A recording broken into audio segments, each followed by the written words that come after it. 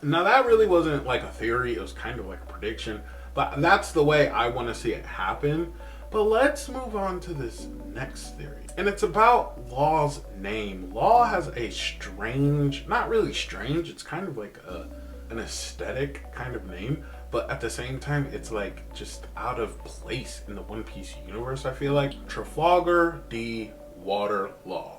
Now, the name Trafalgar is a historic reference to the Battle of Trafalgar. In 1805, a naval battle happened and it led to the defeat of French and Spanish fleets. So, I mean, there's that, and pirates, you know, navy, it makes sense. But more importantly is the name water. And in Japanese culture, this name is passed down through ancestors, alluding to high status or nobility.